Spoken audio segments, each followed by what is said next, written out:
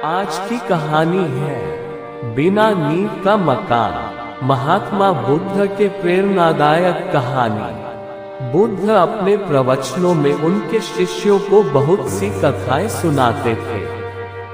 ये कथा भी उन्हीं में से एक है। कभी किसी काल में किसी नगर में राम और श्याम नामक दो धनी व्यापारी रहते थे। वे दोनों ही अपने धन और वैभव का बड़ा प्रदर्शन करते थे।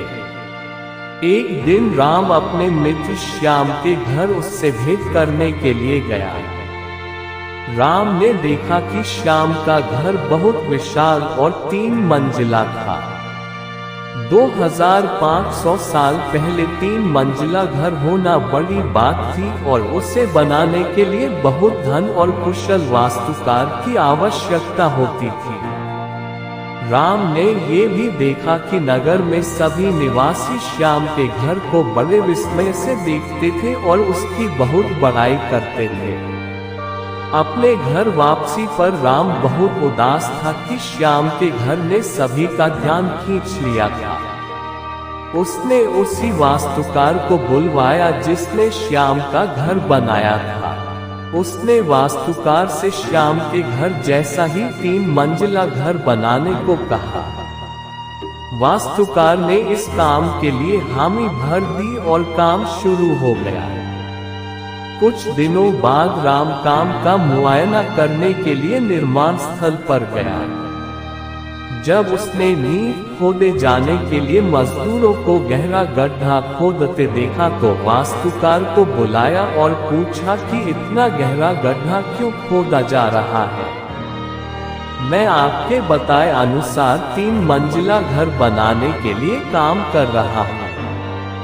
वास्तुकार ने कहा, सबसे पहले मैं मजबूत नींव बनाऊंगा, फिर क्रमशः पहली मंजिल, दूसरी मंजिल और तीसरी मंजिल बनाऊंगा।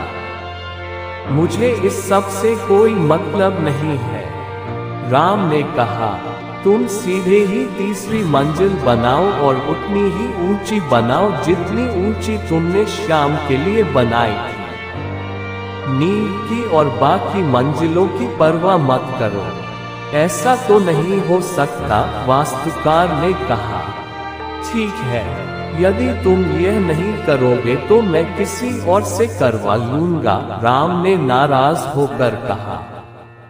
उस नगर में कोई भी वास्तुकार नींव के बिना वह घर नहीं बना सकता था, फलतः वह घर कभी न बन पाया। अतः किसी भी बड़े कार्य को संपन्न करने के लिए उसकी नींव सबसे मजबूत बनानी चाहिए एवं काम को योजनाबद्ध तरीके से किया जाना चाहिए।